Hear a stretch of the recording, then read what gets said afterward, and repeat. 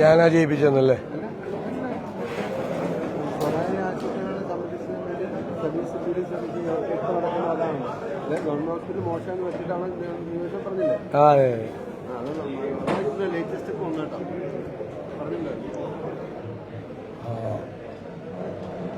ഞങ്ങൾ ഇന്നലെ ഒരു കാര്യം ആവശ്യപ്പെട്ടിരുന്നു. ശബരിമല തന്ത്രിയെ അറസ്റ്റ് ചെയ്യാനുള്ള കാരണങ്ങൾ എന്താണ്? അദ്ദേഹം ഏത് കുറ്റകൃത്യമാണ് ചെയ്തത്? ഏത് തരത്തിലുള്ള പങ്കാളിത്തമാണ് ശബരിമലയിലെ സ്വർണ്ണ കവർച്ചയുമായി തന്ത്രിക്കുള്ളത് എന്ന് SIT പൊതുസമൂഹത്തെ ബോധ്യപ്പെടുത്തേണ്ട ആവശ്യമുണ്ട്. തന്ത്രിയെ അറസ്റ്റ് ചെയ്തപ്പോൾ അത് മുഖ്യമന്ത്രിയുടെ ക്രെഡിറ്റായിട്ടാണ് CPM സൈബർ ഇടങ്ങളിൽ പ്രചരിപ്പിച്ചത്. അതിന്റെ പുറകിൽ ഒരു ഗൂഢാലോചന നടന്നിട്ടുണ്ട് എന്ന് ഞങ്ങൾ സംശയിക്കുന്നു. CPMനെതിരായി എല്ലാ ആക്ഷേപങ്ങളും വന്നപ്പോൾ അതിൽ നിന്ന് വഴി തിരിക്കുന്നതിന് വേണ്ടി മനഃപൂർവ്വമായി തന്ത്രിയെ അറസ്റ്റ് ചെയ്താണോ എന്ന് സംശയിക്കേണ്ട സ്ഥിതിയാണ്. തന്ത്രിക്ക് ജാമ്യം കൊടുത്തുകൊണ്ടുള്ള കോടതി വിധി ഒരു തെളിവിന്റെ ഒരു കണിക പോലും ഇല്ല എന്നാണ് അദ്ദേഹത്തിനെതിരെ പറഞ്ഞിരിക്കുന്നത്. ഒരു തെളിവും പിന്നെ ശേഖരിച്ചതായും SIT പറഞ്ഞിട്ടില്ല. ഞങ്ങൾ അന്ന് ജനുവരി 11 ഞാൻ തന്നെ പത്രസമ്മേളനം നടത്തി പറഞ്ഞു, തന്ത്രിയെ പോലെ ഒരാളെ അറസ്റ്റ് ചെയ്യുമ്പോൾ എന്ത് കാരണത്താലാണ് അറസ്റ്റ് ചെയ്യുന്നത്, എന്താണ് കുറ്റകൃത്യത്തിൽ അദ്ദേഹത്തിന്റെ പങ്കാളിത്തം എന്ന് വ്യക്തമാക്കേണ്ട ബാധ്യതയുണ്ട്. ഇനി മുൻ മന്ത്രിയെ അറസ്റ്റ് ചെയ്താലും അത് തന്നെ വേണം, എന്താണ് പങ്കാളിത്തം എന്ന്. അത് പറയാതെ അറസ്റ്റ് ചെയ്ത് 40 ദിവസം അദ്ദേഹം ജയിലിൽ കിടന്ന് കോടതി പറഞ്ഞിരിക്കുന്നു തെളിവിന്റെ കണിക പോലും ഇല്ല. തെളിവിന്റെ കണിക പോലും ഇല്ലാതെ ഒരാൾ, ശബരിമല തന്ത്രിയെ പോലുള്ള ഒരാൾ 40 ദിവസം ജയിലിൽ കിടക്കേണ്ട സാഹചര്യം വന്നതിനെ കുറിച്ച് ഗൗരവതരമായി അന്വേഷിക്കണം. ഹൈക്കോടതിയുടെ മേൽനോട്ടത്തിൽ തന്നെ അന്വേഷിക്കണം എന്നാണ് ഞങ്ങൾ മുന്നോട്ട് ഡിമാൻഡ് വയ്ക്കുന്നത്. പിന്നെ സംസ്ഥാനത്തെ ആരോഗ്യ മേഖല വെന്റിലേറ്ററിലാണ് എന്ന ഞങ്ങളുടെ ആരോപണം ശരിവെക്കുന്ന തരത്തിലാണ് ഓരോ ദിവസവും നടക്കുന്ന സംഭവങ്ങൾ. എല്ലാ ദിവസവും നടക്കുന്ന സംഭവങ്ങൾ ഒറ്റപ്പെട്ട സംഭവങ്ങളാണ് എന്ന് ആരോഗ്യമന്ത്രി പറയുന്ന കാര്യങ്ങൾ എല്ലാം ഇപ്പൊ ഒറ്റപ്പെട്ട ആയിരക്കണക്കിന് സംഭവങ്ങളായി, കേരളം മുഴുവൻ വിഷയങ്ങളായി. അപ്പോൾ ആരോഗ്യരംഗത്തെ സിസ്റ്റം മുഴുവൻ തകർന്നിരിക്കുകയാണ്. അതിന് നമ്മുടെ അപകടം മനസ്സിലാക്കേണ്ടത് വലിയ ബ്ലാക്ക് സ്റ്റോൺ പോലുള്ള വലിയ കമ്പനികൾ ഈ സ്വകാര്യ ആശുപത്രികളെ ടേക്ക് ഓവർ ചെയ്യാണ്. ഒരു കിടക്കയ്ക്ക് 2.5 കോടി രൂപ തീരുമാനിച്ചിട്ടാണ് അവരിത് എടുക്കുന്നത്. അതോടുകൂടി ചികിത്സാ ചെലവ് ഗണ്യമായി വർദ്ധിക്കും. സാധാരണക്കാരനും ഇടത്തരക്കാരനും ചികിത്സ തേടി സ്വകാര്യ ആശുപത്രികളിലേക്ക് പോകാൻ പറ്റാത്ത സ്ഥിതി വരും. അപ്പോൾ നമ്മുടെ പൊതു ആരോഗ്യ സംവിധാനം തകരാതെ നിർത്തേണ്ടത് ഗവൺമെന്റിന്റെ ചുമതലയാണ്. ആ പൊതു ആരോഗ്യ സംവിധാനം ഏറ്റവും ഭംഗിയാക്കി നിർത്താൻ വേണ്ടിയിട്ടാണ് ഞങ്ങൾ ആരോഗ്യ കോൺക്ലേവ് നടത്തി 300-ലധികം ഡോക്ടർമാരെ പങ്കെടുപ്പിച്ച് വലിയൊരു ഡോക്യുമെന്റ് ഞങ്ങൾ പ്രകാശനം ചെയ്തിരിക്കുന്നത്. UDF സർക്കാർ വരുമ്പോൾ ആരോഗ്യരംഗത്ത് സമഗ്രമായ മാറ്റം, പൊതു ആരോഗ്യരംഗത്ത് സമഗ്രമായ മാറ്റം ഉണ്ടാകും. ഏത് സ്വകാര്യ മേഖലയോടും പിടിച്ചു നിൽക്കാൻ പറ്റുന്ന തരത്തിൽ സാധാരണക്കാരന് പ്രാപ്യമായ സംവിധാനങ്ങൾ ഉണ്ടാക്കും. അക്കാര്യത്തിൽ യാതൊരു സംശയമില്ല. പക്ഷേ സംസ്ഥാനത്തുടനീളം വ്യാപകമായി ഈ സിസ്റ്റത്തിന്റെ തകരാറ് പുറത്തു വന്നുകൊണ്ടിരിക്കുകയാണ്. അത് ആവർത്തിച്ചുകൊണ്ടേയിരിക്കുകയാണ്. അപ്പൊ അത് ഗൗരവത്തോടുകൂടി കൈകാര്യം ചെയ്യണം ആരോഗ്യരംഗം എന്ന് ഞങ്ങൾ അഭ്യർത്ഥിക്കുന്നു.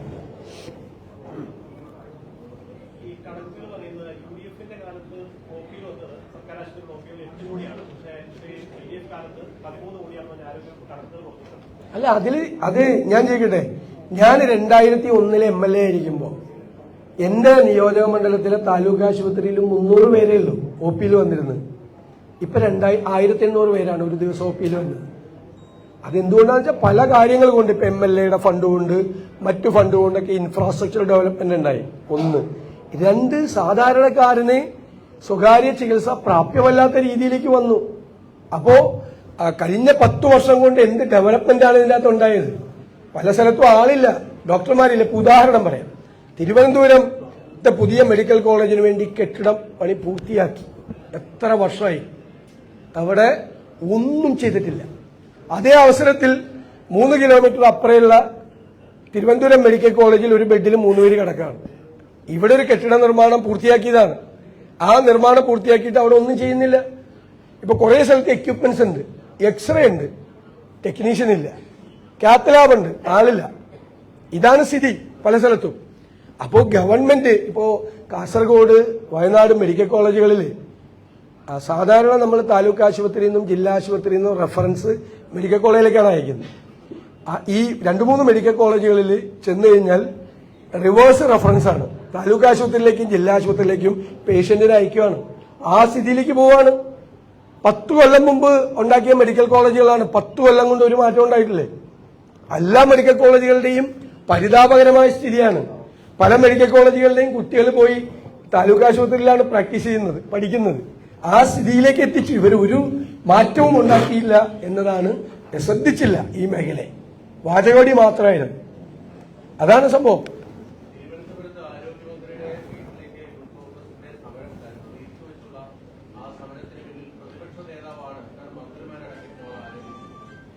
അല്ല, അങ്ങനെയാണെങ്കിൽ എന്റെ വീട്ടിലേക്ക്, കന്റോൺമെന്റ് ഹൗസിലേക്ക്, ഔദ്യോഗിക വസതിയിലേക്ക് ഡിവൈഎഫ്ഐക്കാരെ ഇരച്ചു കയറി വീട്ടിലെ ചെടിച്ചട്ടികളും മറ്റതും എല്ലാം തകർത്തു. അത് ഈ മന്ത്രിമാരുടെ പിന്തുണയോടുകൂടിയാണ് അയച്ചത്. അവരയച്ചത് ആണോ? എന്റെ പറവൂരിലുള്ള എന്റെ സ്വകാര്യ വസതിയിലേക്ക് 30 പേര് വന്നു, ഡിവൈഎഫ്ഐക്കാർ വന്നു, ബഹളം ഉണ്ടാക്കി. ഈ വീട് അവിടെ നിന്നിരുന്നവരെ അടിച്ചു. എന്നിട്ട് അവിടെ എന്റെ വീടിന്റെ അകത്ത്, ഗേറ്റിന്റെ അകത്ത് നിന്നിരുന്നവർക്കെതിരായിട്ട് നോൺ ബെയിലബിൾ ഒഫൻസ് എടുത്തു. ആക്രമിച്ചവർക്കെതിരായിട്ട് കേസില്ല. ഞങ്ങളുടെ പരിപാടിയൊന്നുമല്ല സാധാരണ റീത്ത് വയ്ക്കല്. ഇപ്പൊ റീത്ത് പയ്യന്നൂരിൽ റീത്ത് വെച്ചത് ആരാ? ആ റീത്ത് വെച്ചതിന്റെ അർത്ഥം എന്താ? കൊല്ലും എന്നാണ്. നിന്നെ ഞങ്ങൾ കൊല്ലും. MN വിജയമാഷിന്റെ മോന്റെ മുമ്പിൽ റീത്ത് വെച്ചത്. ഞങ്ങളുടെ രീതിയല്ല, ദാസമര രീതിയല്ല. പിന്നെ എനിക്കിതല്ലല്ലോ ജോലി, മന്ത്രിമാരുടെ വീട്ടിൽ കൊണ്ട് റീത്ത് വയ്ക്കാൻ പറയലല്ലോ ജോലി. അപ്പൊ ഈ ചോദ്യത്തിന് കൂടി എന്റെ വീട്ടിലേക്ക് ആളുകളെ പറഞ്ഞു വിട്ട് തല്ലി തകർത്തത് മന്ത്രിമാരാണെന്ന് കൂടി മറുപടി പറഞ്ഞാൽ മതി. അല്ല, അങ്ങനെയൊന്നും ഞാൻ മന്ത്രിമാരുടെ വസതിക്കകത്തേക്ക് കയറുന്നതിനോടൊന്നും എനിക്ക് യോജിപ്പുള്ള ആളല്ല. ആ മന്ത്രിമാരുടെ വീടിനകത്ത് കയറുന്നതിനോട് യോജിപ്പുള്ള ആളല്ല. പക്ഷേ എന്റെ വീടിലേക്ക് അതിക്രമിച്ച് കയറിയവർക്കെതിരായിട്ട് കേസില്ല, കേസ് പോലും എടുത്തില്ല. എന്ത് നീതിയാണ്? കേരളത്തിലെ പ്രതിപക്ഷ നേതാവിന്റെ ഔദ്യോഗിക, ഇപ്പൊ ഇതെടുക്കുമല്ലോ, കേസെടുക്കുമല്ലോ. പ്രതിപക്ഷ നേതാവിന്റെ ഔദ്യോഗിക വസതി ഗവൺമെന്റ് തന്നല്ലേ, ഔദ്യോഗിക വസതിയിൽ കയറി തല്ലി തകർത്ത് അക്രമം ഉണ്ടാക്കിയവർക്കെതിരെ കേസെടുത്തില്ല. മനസ്സിലായേ? ഇത് ഞാൻ പറഞ്ഞില്ല, പറവൂരിൽ എന്റെ സ്വകാര്യ വസതി, എന്റെ പ്രൈവസി അല്ലേ. അവിടെ കയറി അവിടെ എന്നെ കാണാമെന്നവരെ അടിച്ചു. എന്നെ കാണാൻ വേണ്ടി, നിവേദനം കൊടുക്കാൻ വേണ്ടി വന്നവരെ.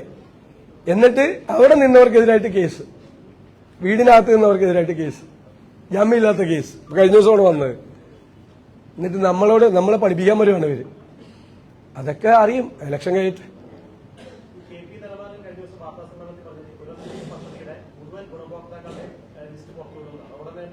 ഇതൊക്കെ ലിസ്റ്റ് ഉണ്ടല്ലോ, ലിസ്റ്റ് എല്ലാം എപ്പോ ആണെങ്കിലും പുറത്തു വിടും. എന്തിനാണ് ആർക്ക് വേണ്ടിയിട്ടാ? എന്തിനാ? അതൊന്നൊന്നുമില്ല. അതിന്റെ എല്ലാ കണക്കുകളും വിജിലൻസിനും ഗവൺമെന്റിലും കൊടുത്തിട്ടുണ്ട്, എല്ലാ കണക്കുകളും.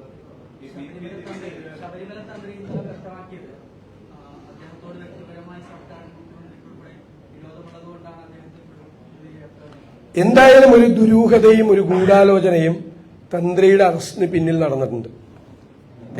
ഞാൻ ആ റിമാൻഡ് റിപ്പോർട്ട് വായിച്ച് ഒരു അഭിഭാഷകൻ എന്നുള്ള നിലയിലുള്ള സംശയമാണ് ഞാനെന്ന് പറഞ്ഞത്. നമുക്ക് വിശ്വസിക്കാൻ പറ്റുന്നില്ലായിരുന്നു ആ റിമാൻഡ് റിപ്പോർട്ട് വളരെ അവ്യക്തമായിരുന്നു. എന്നിട്ട് അദ്ദേഹം 40 ദിവസം ജയിലിൽ കിടക്കേണ്ടി വന്നത് എന്തിനാണെന്നെങ്കിലും പറഞ്ഞാൽ മതി, കുഴപ്പമില്ല. തെറ്റ് ചെയ്തിട്ടുണ്ടെങ്കിൽ ജയിലിൽ കിടന്നോട്ടെ, നമുക്കൊരു പരാതിയില്ല. പക്ഷെ എന്ത് തെറ്റാണ് ചെയ്തത്, എന്ത് കുറ്റകൃത്യമാണ് ചെയ്തത്, ഔദ്യോഗിക കാര്യങ്ങൾ ചെയ്യുന്നതിലുള്ള വീഴ്ച വരുത്തിയ കുറ്റകൃത്യമാണ്, എന്താണ് ചെയ്തതെന്ന് പറഞ്ഞാൽ മതി. പറയണ്ടേ? കോടതിയുടെ അദ്ദേഹത്തിന് ജാമ്യം കൊടുത്തുകൊണ്ടുള്ള കോടതി വിധി ഞെട്ടിക്കുന്ന കോടതി വിധിയാണ്. ഒരാൾ 40 ദിവസം അദ്ദേഹത്തെ പോലെ ഒരാൾ ജയിലിൽ കിടക്കാനുണ്ടായ സാഹചര്യം എന്താണെന്ന് കേരളം അറിയട്ടെ. അപ്പൊ ശരി. വയനാട്ടിലെ 178 വീടുകൾ സർക്കാർ ബുധനാഴ്ച കൊടുക്കും. മുസ്ലിം ലീഗിന്റെ വീടും 51 വീടുകൾ തീരുമാനം. കോൺഗ്രസ് പറഞ്ഞ വീടുകൾ കോൺഗ്രസിന്റെ 26-ാം തീയതി കല്ലിടും. ഞങ്ങൾ സ്ഥലം വാങ്ങിച്ചല്ലോ. അത് നിങ്ങളോട് അവിടെ നിങ്ങൾ വിളിച്ച് അന്വേഷിച്ചു നോക്കുക. അവിടെ ഞാൻ മാധ്യമങ്ങളെല്ലാം വന്നിരുന്നല്ലോ, ഞാൻ അവിടെ ആ സ്ഥലം സന്ദർശിച്ചിരുന്നല്ലോ. നിങ്ങൾ അറിഞ്ഞില്ലാത്തതിന് ഞാൻ എന്ത് ചെയ്യാൻ പറ്റും? അല്ല, ചടങ്ങിലേക്ക് സ്വാഗതം. നിങ്ങൾക്ക് അവിടെ വരാം. അവിടുത്തെ വയനാട്ടിലെ മാധ്യമ പ്രവർത്തകരെയും കൊണ്ടുപോയി ഞാൻ അവിടെ വെച്ചിട്ടാണ് ബൈറ്റ് കൊടുത്തത്, സ്ഥലത്ത് വെച്ചിട്ട്. കൊച്ചിയിൽ വെച്ചിട്ട് യൂത്ത് കോൺഗ്രസിന്റെ സംസ്ഥാന പ്രസിഡന്റ് വന്നപ്പോൾ ചോദിച്ചിരുന്നു, യൂത്ത് കോൺഗ്രസ് അതിന്റെ വീട് നിർമ്മാണത്തിന് ചോദിച്ചു. അപ്പോൾ ഞങ്ങൾ സ്ഥലം നോക്കുന്നുണ്ട്, ആയിട്ടില്ല. ഇല്ല, അവരാ പൈസ KPCCക്ക് കൈമാറിയെന്ന് എത്ര പ്രാവശ്യം പറഞ്ഞു. വെറുതെ നിങ്ങൾ ഈ നുണപ്രചരണം നടത്തുന്നതിന്റെ ഭാഗമായിട്ട് ചെയ്യാണ്. ഒറ്റ കാര്യം, 1 വർഷം എടുത്തു സർക്കാർ സ്ഥലം എടുക്കാൻ വേണ്ടി. 1 വർഷം. എന്നിട്ട് പ്ലാന്റേഷൻ ഭൂമിക്ക് എക്സംഷൻ കൊടുത്തു. ഞങ്ങൾക്ക് പ്രത്യേകമായി സ്ഥലം തരാമെന്ന് പറഞ്ഞിരുന്നു. അവസാനം അത് നിഷേധിച്ചു. ഞങ്ങൾ അപ്പോഴാണ് സ്ഥലം അന്വേഷിച്ചു പോയത്. സർക്കാർ 1 വർഷം സ്ഥലം എടുക്കാൻ പോയപ്പോൾ ഞങ്ങൾ 4 മാസം കൊണ്ട് സ്ഥലം എടുത്തു. 4 മാസം കൊണ്ട്. എന്നിട്ട് CPM സൈബറിൽ പ്രചരിപ്പിച്ച ആന കയറുന്ന സ്ഥലമാണെന്ന്. ഞാൻ ആ സ്ഥലത്ത് പോയി. അതിന്റെ തൊട്ടപ്പുറത്ത് ആശ്രമം, തൊട്ടിപ്പുറത്ത് വീടുകൾ, അതിന്റെ പുറകിൽ ഒരു റിസോർട്ട്. എന്നിട്ട് ഇവര് ആന കയറുന്ന വീടുകളാണെന്ന് പറഞ്ഞ് കള്ളപ്രചരണം നടത്തിക്കൊണ്ടിരിക്കുകയാണ് നിങ്ങളുടെ മാധ്യമങ്ങളും നിങ്ങളുടെ സൈബർ ഇടങ്ങളിൽ. കള്ളപ്രചരണം. ഞാൻ ആ സ്ഥലത്ത് പോയി മാധ്യമങ്ങളെ മുഴുവൻ കാണിച്ചു. ആശ്രമം കാണിച്ചു, വീടുകൾ കാണിച്ചു. റോഡിൽ നിന്ന്, അതായത് മെയിൻ റോഡിൽ നിന്ന് 250 മീറ്റർ ദൂരം, അതായത് ഈ സ്ഥലത്ത് നോക്കിയാൽ ആ റോഡ് കാണാം. സ്ഥലത്ത് നിന്ന് നോക്കിയാൽ കാണാം. കൃത്യമായി റോഡ് ആക്സസ് ഉള്ള വാഹനങ്ങൾക്ക് വരാൻ പറ്റുന്ന, ഏത് തരത്തിലുള്ള വാഹനങ്ങൾക്ക്, ലോറിക്ക് വരെ വരാൻ പറ്റുന്ന സ്ഥലം എടുത്തിട്ട് ആ സ്ഥലത്ത് പോയി പത്രസമ്മേളനം നടത്തിയിട്ട് എറണാകുളത്തിരിക്കുന്ന നിങ്ങളുടെ പത്രപ്രവർത്തകന് അത് എവിടെയാണെന്ന് എന്നോട് ചോദിച്ചാൽ നിങ്ങൾ അവിടുത്തെ നിങ്ങളുടെ ആളെ വിളിച്ചു ചോദിക്കും.